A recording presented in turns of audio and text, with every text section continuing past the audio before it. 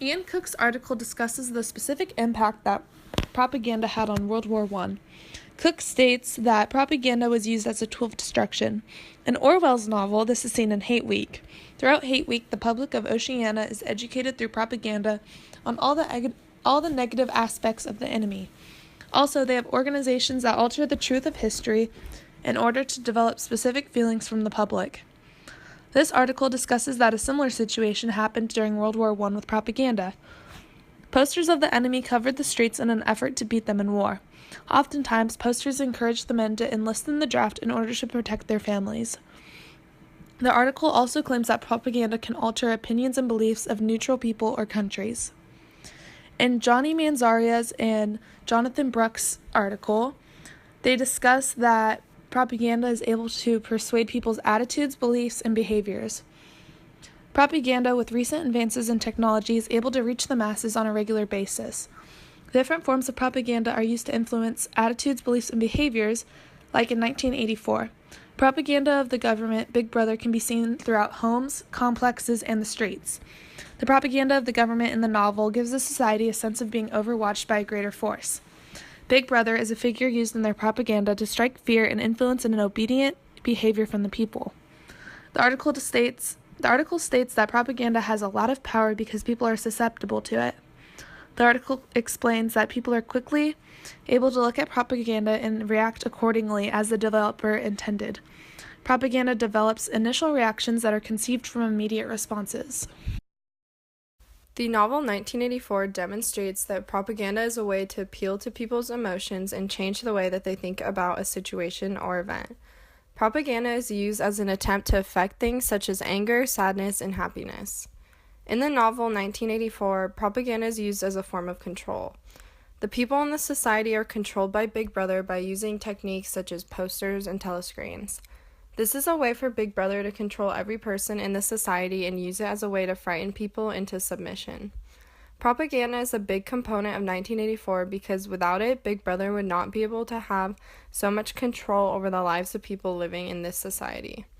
Propaganda is a very effective way of insinuating fear and ensuring that people do what they are told. This form of control works because people are afraid to take charge and be punished for their actions. Throughout 1984, the author discusses the four major purposes of propaganda. Some of these include to create hatred against the enemy, to keep allies as friends, and to demoralize the enemy. Propaganda is also used as a way to warn against war and fighting. This is seen in 1984 because propaganda is used to prevent uprising by causing fear of rebellion and resistance. People are too afraid to go against Big Brother because of the ideas he has put in their heads about what will happen if they do. Propaganda can also be used as a way to change opinions about certain events or issues. The person creating the propaganda may want to persuade others to think and feel the way they do about that certain situation. Propaganda has several strong impacts such as altering perspective, appealing to emotions, and changing attitudes. The use of propaganda in 1984 has a major impact on Big Brother's followers and the behavior of the people in this society. Propaganda is used to spread a message and persuade people to side with something. It can have long-term effects and overall change someone's mind completely.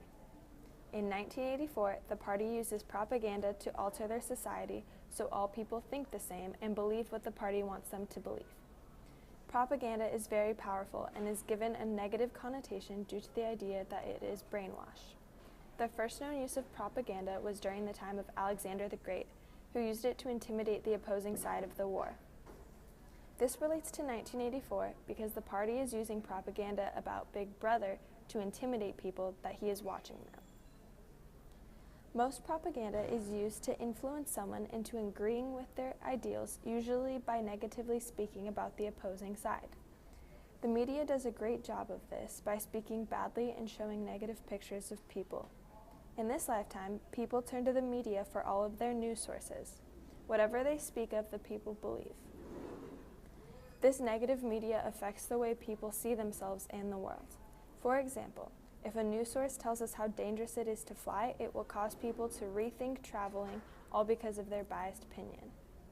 This relates to 1984 because the party uses propaganda to influence people into thinking things such as love are bad. Negative propaganda dangerously affects the way people think about themselves and the world around them. In today's society, propaganda is a very well-known issue in foreign countries. In the article from the Harvard International Review by Veronica Ma, they talk about the propaganda used in North Korea and past history. In the 20th century, when propaganda was booming, authoritarian governments created strong narratives and propagated many political messages, but made it so it hid the government's thoughts. Nowadays, China and Russia have developed strategies using propaganda and created an internet server that can find and publish anything on the internet with a click of a button. Although the government has attempted to control what information gets out, the Chinese and Russians seem to always be one step ahead. Professor Lee even said, anybody with some internet savvy can probably go over the Great Firewall to access whatever they want. But with informational borders going up, it is becoming harder for propagandists to release false information. Propaganda has been known to be an issue worldwide for many years, but recently, with social media expanding, propaganda is becoming easier. Everyone seems to now turn to social media even to get minute news, but it has been seen that if you want power, it is no longer hard to get. In the article, When Propaganda Meets Social Media by Elizabeth Paulette, Paulette tells readers how comment mills try to turn public opinions against people speaking out. What she means when she says this is that if someone on social media posts their opinions, people who disagree team up and almost harass them into thinking that they are wrong for having their own opinion. For a few years, these propaganda issues really only occurred on certain social media apps such as Facebook, Reddit, and Twitter. But this year, they have expanded to places such as the New York Times, BBC, the Huffington Post, and The Guardian. Propaganda is not a new invention, but from the 20th century to now, propaganda has influenced the world greatly. During World War I, the industrialization of warfare soon led to total war. Total war is an all-hands-in kind of thing. So not only were the men out on the battlefield fighting, but so are those who stayed home. They used victory gardens, bonds, and propaganda to help do their part for the war. With these new tactics and weapons on the battlefields, each country was struggling to come out on top, so in order to counteract that, they used propaganda to attack their enemies and shine a light on their weaknesses and failures. They would put up propaganda with pictures and sayings that damaged their enemy's reputation. Citizens would soon learn to hate their enemies for reasons that were never proven to be true. Soon countries were starting to see the power an image has from the emotions it can evoke from a person. With this newfound knowledge, countries would control what their people know by publishing the propaganda they wanted, whether or not it was true. Nowadays, propaganda is more widespread, but it is different for everyone due to the fact that everyone has access to internet, which is a great platform to send a message. Messages now can be sent through music, movies, podcasts, and even online videos. Similarly, this is what Big Brother was doing to the people of Oceania, to control them. Big Brother keeps his people fearful of him by strategically placing his propaganda everywhere and making sure it evokes fear from his people to keep them in check. Big Brother wants his people under his control, and he can't do that unless they are in fear of what he's able to do. This is also seen from past dictators such as Hitler, who kept the Germans not only in fear of him, but their enemies, or who they thought they were their enemies, the Jews. Hitler used propaganda such as Nazi insignia and speeches to remind his people and the Jews of who was in charge and what he was capable of doing. In society today, information and propaganda can be spread within a second due to social media.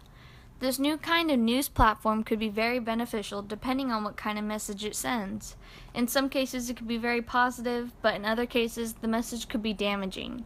An example of this negative propaganda is how ISIS uses social media to create an Islamic empire.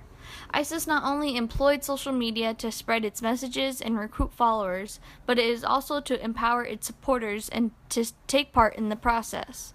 They expose their information almost exclusively with Twitter, where it can quickly share its views around the world and enable supporters to take part in that process. This could be very dangerous to people receiving these messages because no one can control who will see them and how they are able to take it. If a child was on Twitter, there would be no way to prevent him from seeing those images and no one to tell him that is not right or allowed. Another example of negative propaganda is the media and fake news. This has become more of a recent problem during the past year due to the election and Trump's hatred for the fake news that tend to ruin his reputation.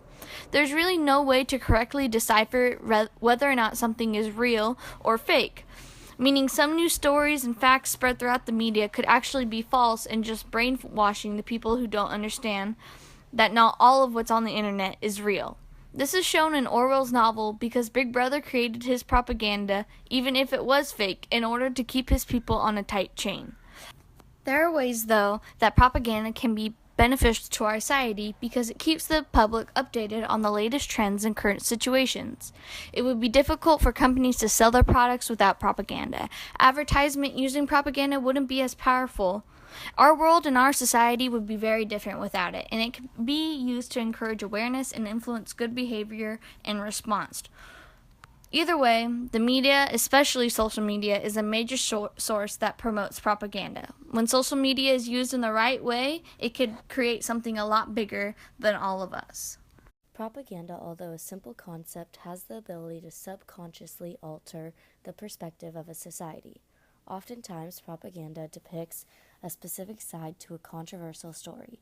Throughout times of past wars and even modern day, propaganda is used to develop an opinion or stance on specific issues in the world.